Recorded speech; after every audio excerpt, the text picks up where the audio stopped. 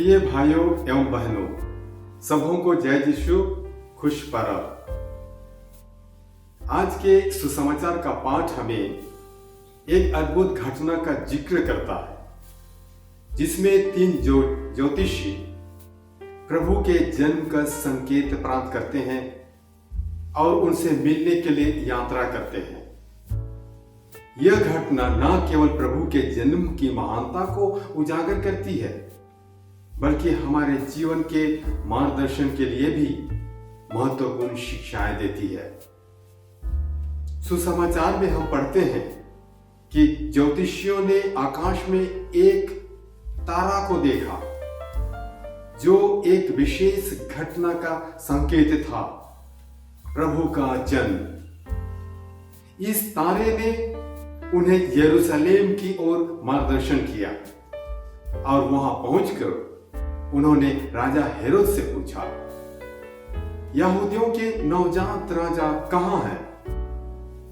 उनका यह सवाल ने केवल उनके ज्ञान की गवाही देता है, बल्कि यह भी दिखाता है कि वे ईश्वर के कार्य को समझने के लिए बहुत उत्सुक थे।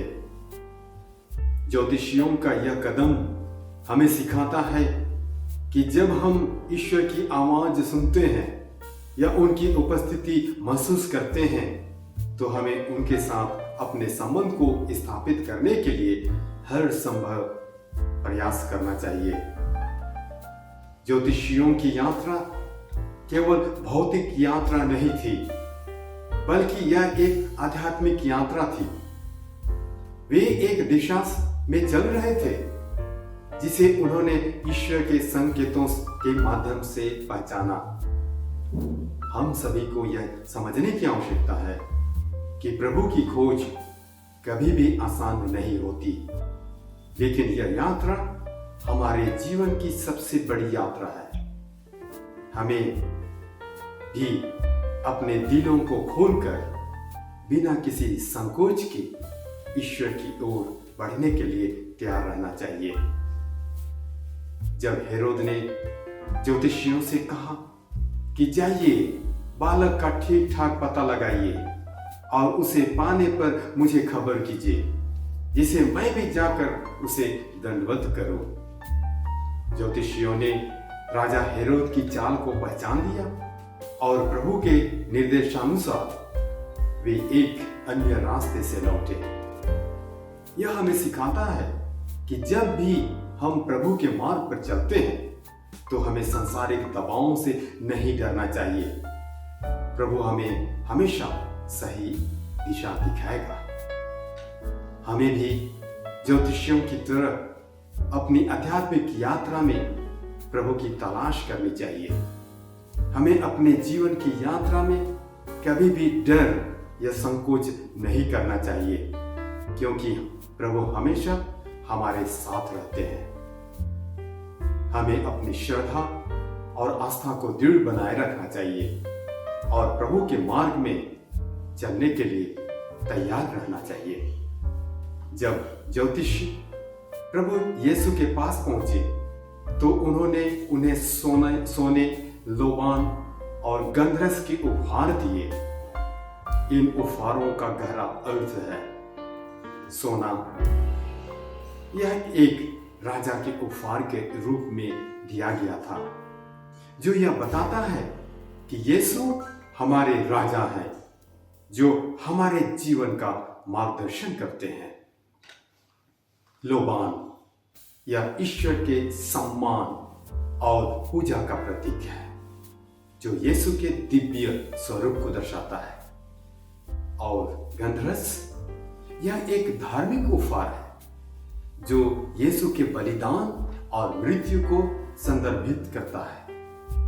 यह उपहार इस सत्य को सामने लाता है कि यीशु न केवल राजा हैं, बल्कि हमारे उद्धारकर्ता भी हैं।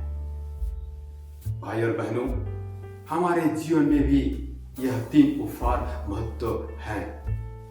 हमें प्रभु को हमारी श्रद्धा, आस्था और प्रेम के रूप में सबसे सर्वोत्तम उपहार देना चाहिए।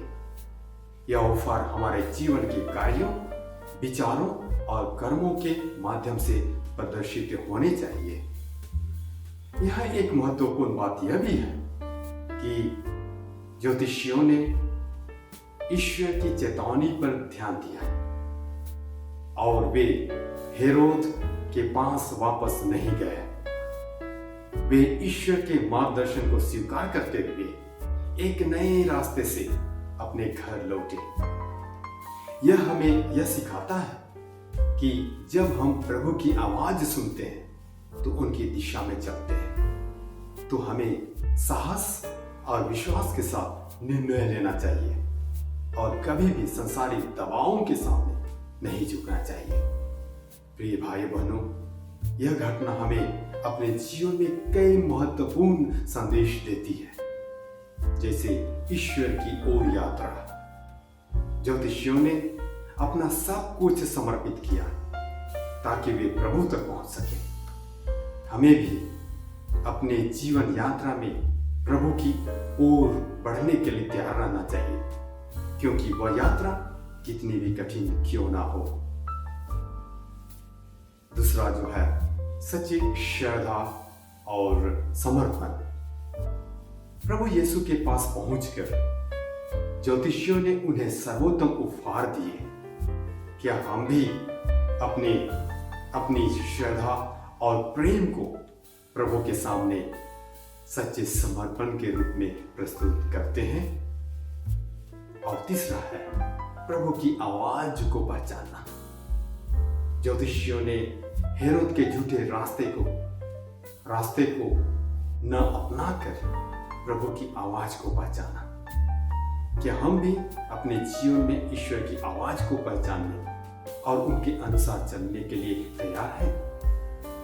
आज हम प्रार्थना करें कि प्रभु हमें अपनी कृपा से भर दे, ताकि हम उनके साथ सच्चे समर्पण और विश्वास के साथ चल सके। हम अपने जीवन को प्रभु के सामने एक उपहार की तरह प्रस्तुत करें, ताकि उनका आशीर्वाद हमेशा हमारे साथ रहे। ईश्वर हमें अपने आशीर्वाद से भर दे और हमें अपनी उपस्थिति का अनुभव कराए।